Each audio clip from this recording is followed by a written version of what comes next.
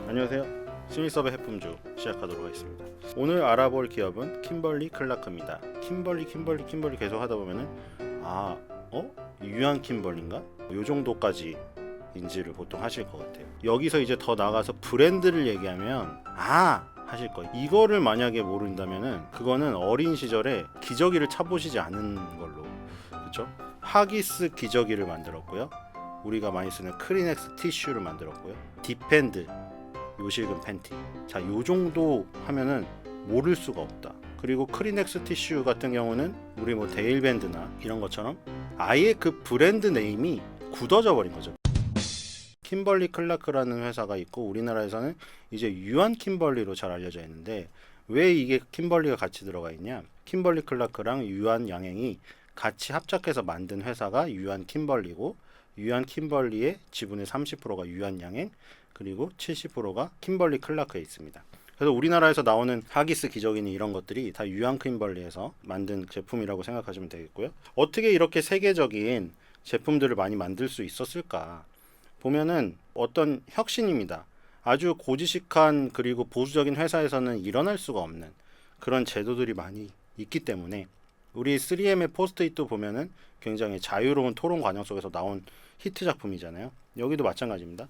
부하 직원이 상사에게 혹은 젊은 사람이 나이 많은 사람에게 멘토링을 하는 보통 보수적이거나 지휘 체계가 확실한 그런 구조적인 회사나 이런 조직에서는 있을 수가 없는 일이죠.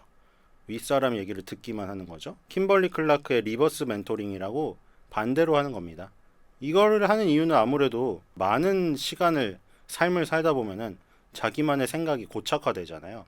근데 이제 그거를 깨줄 수 있는 거는 나보다 젊고 굉장히 트렌디하고 이런 사람들의 말을 듣고 그거를 내 생각의 어떤 전환에 쓰는 거예요. 그래서 리버스 멘토링이 킴벌리 클라크의 혁신 도구였고 그리고 아까 말한 대로 하기스, 디펜드, 그리고 크리넥스 이런 게 있다시피 우리가 일상생활 속에서 쓰는 다양한 제품들이 있기 때문에 여기서 엄마가 중요합니다. 그래서 맘프로너라고 엄마의 만과 기업의 엔터프리너의 합성어 그래서 맘프로너입니다. 이게 킴벌리 클라크가 엄마들을 초청해서 아이디어를 청취해요. 기저귀에 여러 가지 문제점들이 발생하는데 그거를 가장 잘 알고 있는 사람은 직접 자기 아들, 딸들에게 기저귀를 입히는 엄마잖아요. 그래서 엄마들의 의견을 청취합니다. 그리고 문화 재미란 게 있는데 전 세계 5만 8천 명 이상의 직원들과 함께 소통하는 거. 이거는 이제 다양한 문화를 가진 다양한 대륙에서 다양한 다른 어떤 상황이 발생될 수가 있기 때문에 그거를 받아들이는 시간을 한다. 그래서 유한 킴벌리 우리나라에서도 한국에서 가장 존경받는 기업 조사 올스타 5위에 선정이 되었습니다. 그리고 유한 킴벌리가 이 조사를 시작한 2004년 이후에 19년 연속 탑 6에 들었어요. 그러니까 유한 킴벌리 하면은 항상 무슨 존경, 존중, 사회의 정의 막 이런 그 단어와 함께 등장을 해요. 그래서 국내 최장수 공익 캠페인이죠. 우리 강산 푸르게 이거를 지금 계속 진행을 하고 있고 한 번쯤은 들어봤을 거예요. 1984년에 시작을 한 캠페인이라 아직도 진행이 되고 있다는 게 대단하죠. 그리고 아까 말한 1970년에 유한양행과 킴벌리 클라크의 합작사로 생긴 게 유한 킴벌리고요. 우리 강산 푸르게 캠페인이 뭐냐면은 우리 강산을 정말 푸르게 만드는 거예요. 푸르게 만들려면 일단 나무를 심어야죠. 국공유림에 5,400만 그루의 나무를 심었고요. 숲속 학교랑 탄소 중립의 숲이란 걸 조성했고 접경 지역 있죠. 북한과의 접경 지역에 숲을 복원하는 프로젝트를 하고 있다. 요즘에 들어서야 뭐 ESG 경영에서 사회 정의나 사회의 어떤 환경적인 문제나 이런 거를 다루는 경영들이 나오잖아요. 근데 유한 킴벌리는 1984년부터 벌써 이런 푸르게 캠페인을 하고 있었다는 거예요. 그리고 환경경영 3.0이라고 2030년까지 지속 가능한 원료를 사용해서 제품 매출 비중의 95%를 재생 가능한 지속 가능한 원료를 사용한 제품으로 채우겠다. 이게 왜 그러냐면은 지금 쓰이는 게 대부분 신체의 가장 중요하고 민감한 부위에 닿는 거잖아요. 기저귀 같은 경우는 아기의 그 중요 부위에 닿는 거고, 그리고 생리대 여자의 가장 민감한 부분에 닿는 거고, 디펜드 팬티 이것도 노년층의 가장 중요한 부위에 닿는 거잖아요. 그렇기 때문에 이거는 만약에 문제가 생기면 큰 문제가 생기게 돼요. 그래서 지속 가능한 산림 인증 펄프를 사용하고 포장재를 절감하기 위해서 대용량 제품을 공급하고 재생 플라스틱을 사용하겠다. 생분해 가능 제품을 출시하겠다. 그러니까 이런 것들이 이미 우리 강산 푸르게 이 캠페인부터 그 계속해서 가져왔던 그 취지를 녹여낸 거예요. 자연스럽게. 사탕수수에서 유래한 바이오매스 소재를 적용한 하기스 네이처메이드 기저귀가 나왔죠. 이게 조금 비싸도 아이들 기저귀 발진이나 이런 거 심하신 그 부모님들은 이걸 쓰십니다. 그리고 플라스틱 프리, 플라스틱이 없는 원단을 적용한 크리넥스 에코그린 물티슈. 그 우리 지하철역 화장실 가보면은 물티슈 같은 거 절대 집어넣지 마시오가 써 있어요. 근데 이게 물티슈가 막 이거를 집어 넣으시는 분들이 있거든요. 여기에서는 생분해성 물에 녹는 물티슈도 나왔어요. 그리고 생분해되는 생분해 인증 생리대 라네이처 시그니처 맥시 슬림. 이것도 마찬가지인데 요즘에 그 플라스틱 그 배달을 시키면 생분해로 나온 거는 이렇게 써 있습니다. 생분해 성분으로 만들었으니까 일반 쓰레기통에 버려도 된다고. 그러니까 이거는 이제 분해가 되는 거야. 그래서 이제 이런 것들을 위해서 첨단 티슈 설비에 430억 원을 투자했죠.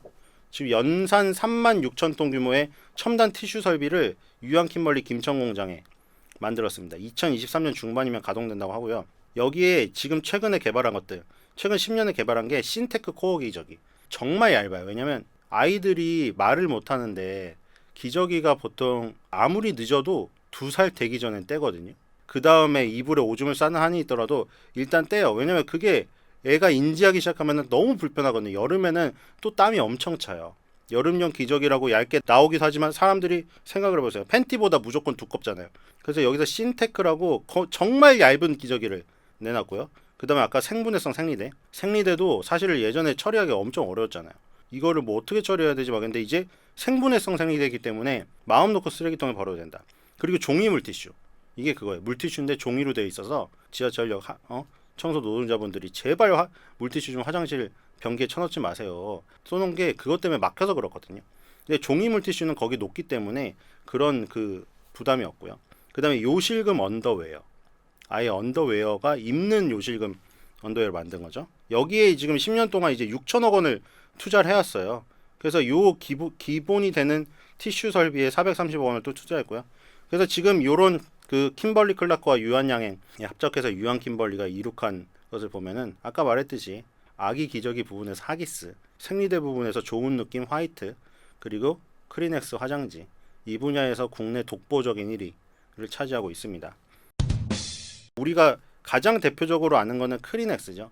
각 티슈인데 보통 각 티슈를 달라고 하는 사람이 없고 크리넥스 주세요 이래요.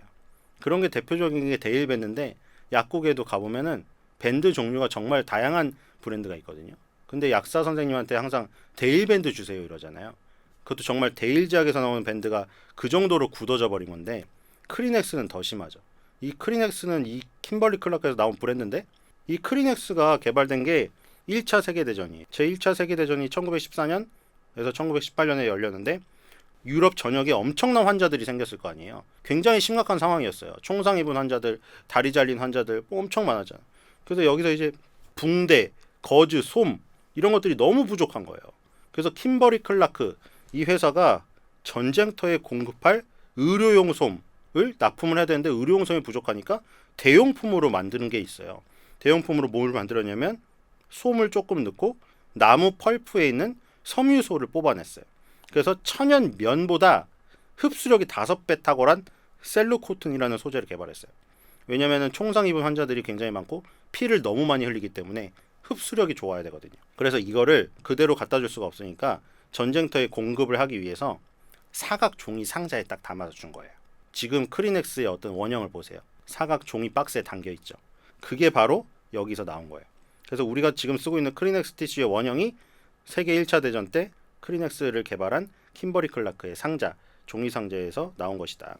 근데 이 셀루코튼 소재가 굉장히 이렇게 흡수력이 뛰어났음에도 불구하고 세계대전이 마무리돼 버리니까 더 이상 총상 환자들이 없으니까 남아돌기 시작하는 거예요. 일반적인 상황에서 피를 그렇게 뭐 많이 흘릴 리가 없기 때문에 이거를 사장시키기가 너무 아까워서 강력한 흡수력이 있으니까 요거를 화장지로 쓰면 어떨까? 이런 발상에 전화를 해서 티슈를 한 장 한 장씩 뽑아낼 수 있도록 그 기술을 또 만들었죠. 그래서 크리넥스라는 브랜드를 사용하기 시작해서 그게 크리넥스 티슈의 어떤 역사가 됐고요. 그 다음에 하기스 기저귀죠. 이거는 아기 기저귀에서 1등이고 기저귀에서 뭐 다양한 브랜드가 출시가 됐지만 하기스를 꺾지를 못하고 있습니다. 하기스가 계속해서 발전을 하고 있기 때문인데 기저귀를 떼는 시기가 미국이 27개월, 프랑스 29개월, 독일은 30개월 이상. 기저귀 떼는 시기가 근데 늦어지고 있대요. 최근에. 왜 그러냐면 이제 유한 킴벌리가 기저귀 사용자 행동 및 인식 조사를 했는데 지난해 기저귀를 떼는데 걸린 개월 수가 우리나라가 26.2개월입니다. 그러니까 지금 우리나라는 사실 좀 빠른 축에 속하거든요. 빨리 떼는데 우리나라의 26.2개월도 이 세계 추세에 맞춰서 좀 늦어진 거예요. 이게 왜 늦어졌냐면 배변 훈련에 대해서 국내 그 육아 전문가분들이 공통된 견해가 강요하지 말라. 아이들이 스스로 조절할 수 있게 격려하고 도와줘야 된다. 자연스럽게 애가 배변 훈련에 대해서 스스로 할 수 있도록 하자는 그 여론이 많아져서 기저귀 떼는 개월이 늦어진 거예요. 그러다 보니 이제 기저귀를 떼는 게 늦어지면 기저귀를 더 많이 쓰니까 하기스에겐 좋겠죠. 아기가 한참 걸을 때까지 기저귀를 착용하는 기간이 길어지니까 어떻게 됐냐면 이제 애가 기저귀를 안 하기 시작해. 육아맘님들은 뭔지 아시겠죠? 그러니까 애가 기어 다닐 때 걷지 못할 때는 엎드려 있거나 누워 있잖아요. 기저귀 보통 어떻게 채우죠?